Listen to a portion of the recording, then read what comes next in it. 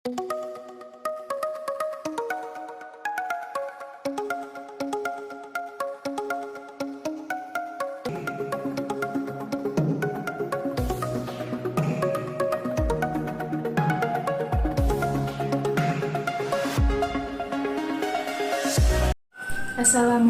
warahmatullahi wabarakatuh.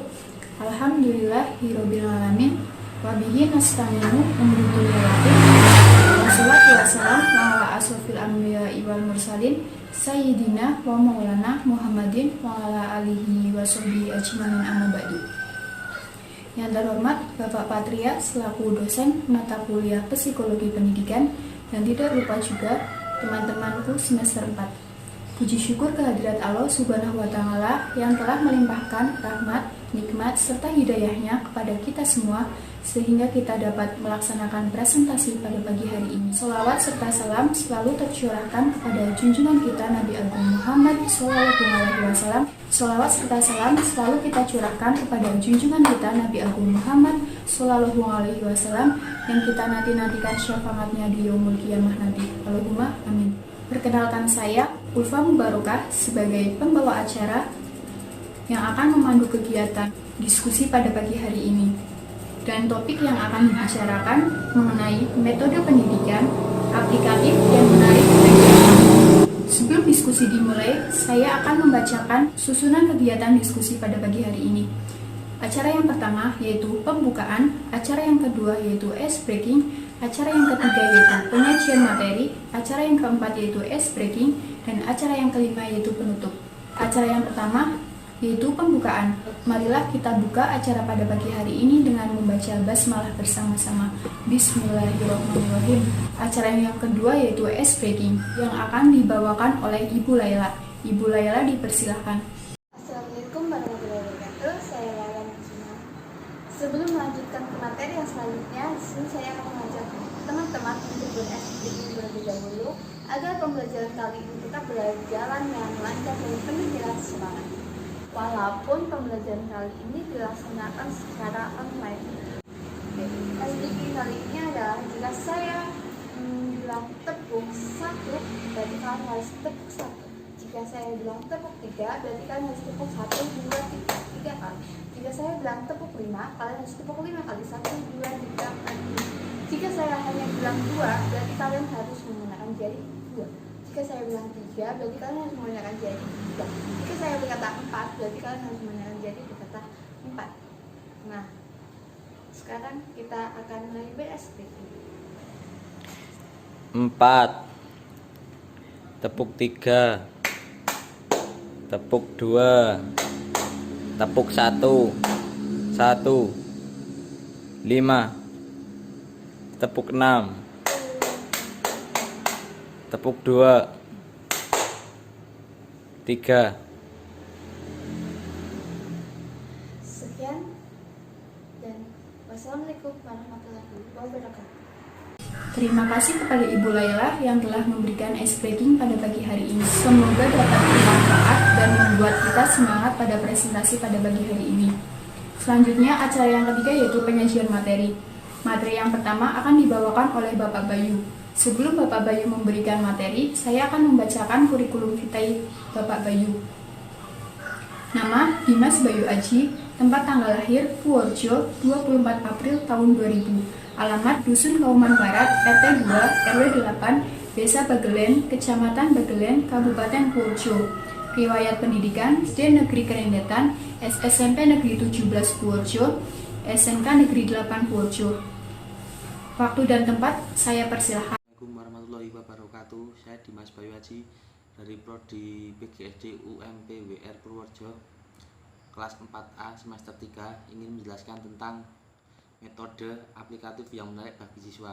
Ya, yang pertama yaitu metode aplikatif adalah metode yang dilakukan berulang-ulang dengan sungguh-sungguh untuk memperkuat suatu asosiasi atau menyempurnakan suatu keterampilan agar menjadi bersifat permanen. Yaitu kita harus mengulang-ulang kembali metode yang akan dipelajari itu supaya siswa-siswa menjadi lebih tahu apa yang mau dipelajari. Ya, saya memberikan contoh-contoh metodenya ya. Yang pertama yaitu teknik inquiry, yaitu kerja kelompok. Teknik inquiry ini dilakukan dengan cara mengajarkan sekelompok peserta didik untuk bekerja sama dan memecahkan masalah dengan cara mengerjakan tugas yang telah diberikan oleh seorang pendidik. Yang kedua yaitu teknik discovery atau penemuan, yaitu dilakukannya dengan melibatkan anak didik dalam proses kegiatan mental melalui tukar pendapat atau yang disebut dengan diskusi. Selanjutnya yaitu adalah teknik micro teaching. Teknik micro teaching digunakan untuk mempersiapkan diri anak didik sebagai calon guru untuk menghadapi pekerjaan mengajar di depan kelas dengan beroleh nilai tambahan atau pengetahuan atau kecakapan sikap sebagai guru. Yang selanjutnya adalah teknik modul belajar, yaitu digunakan cara mengajar anak didik melalui paket belajar berdasarkan performan atau kompetensi. Yang selanjutnya yaitu adalah teknik belajar mandiri, yaitu dilakukan dengan cara menyuruh peserta didik belajar sendiri baik di dalam kelas maupun di rumah atau memberikan sebuah pekerjaan rumah. Yang selanjutnya yaitu teknik aplikatif. Teknik ini dilakukan untuk membiasakan anak menggunakan kemampuan sesuai dengan kegunaannya, situasi, dan konteksnya sehingga tidak ada keraguan lagi dalam penggunaan kemampuannya. Hal ini membuat anak lebih siap menghadapi kemungkinan di lapangan dan mempunyai berkomunikasi dengan penutur yang menggunakan bahasa Inggris. Ya, sekian dulu presentasi dari saya. Wassalamualaikum warahmatullahi wabarakatuh. Terima kasih kepada Bapak Bayu yang telah memberikan materi pada pagi hari ini. Penyaji materi yang kedua yaitu Ibu Krisma. Saya akan membacakan kurikulum Ibu. Nama Krisma Dwi Apriliana, tempat tanggal lahir Purworejo 17 April tahun 2000. Alamat Dusun Kerajaan, Kelurahan Meranti, Kabupaten Purworejo. Riwayat pendidikan SD Negeri 2 Meranti, SMP Negeri 31 Purworejo, SMA Negeri 5 Purworejo.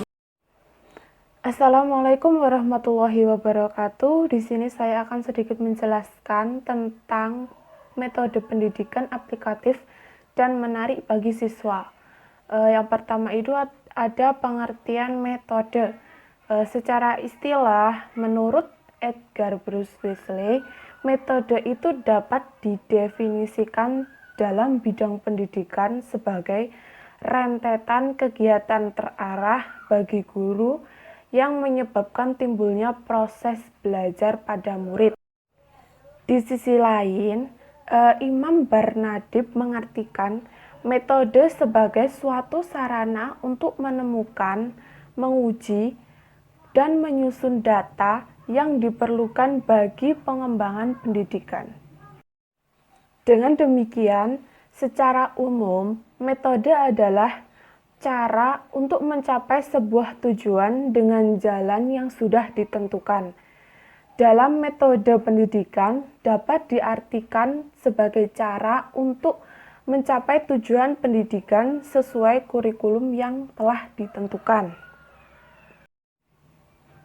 Menurut Saiful B. Jamarah, DKK, metode memiliki kedudukan yang pertama itu sebagai alat motivasi ekstrinsik dalam kegiatan belajar mengajar atau KBM.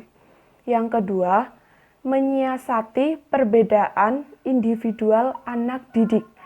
Yang ketiga itu untuk mencapai tujuan pembelajaran.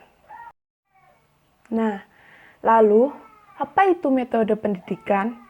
Metode pendidikan merupakan sebuah mediator yang mengolah dan mengembangkan suatu gagasan sehingga menghasilkan suatu teori atau temuan untuk menyampaikan sebuah visi pendidikan kepada tujuannya.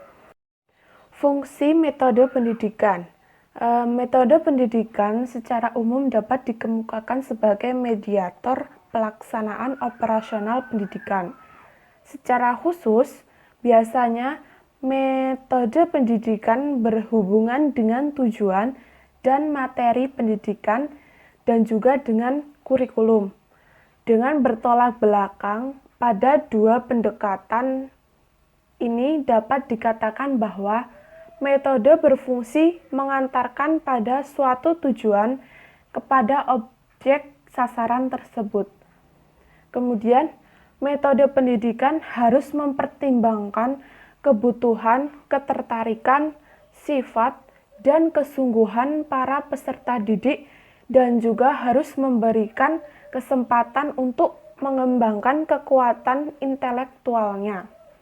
Pendidik dalam memberikan pengajarannya atau mendidik peserta didik harus bisa memberi keleluasaan sehingga peserta didik dapat berperan aktif dalam proses belajar mengajar. Terdapat macam-macam metode dalam pendidikan. Dalam garis besarnya, metode diklasifikasikan menjadi dua, yaitu metode konvensional dan metode inkonvensional. Berbagai macam metode tidak ada yang sempurna, melainkan masing-masing mempunyai kelebihan dan kelemahan. Yang pertama ada metode konvensional. Metode ini terbagi atas 16 metode. Yang pertama itu ada metode pembiasaan. Yang kedua ada metode keteladanan. Yang ketiga ada metode penghargaan.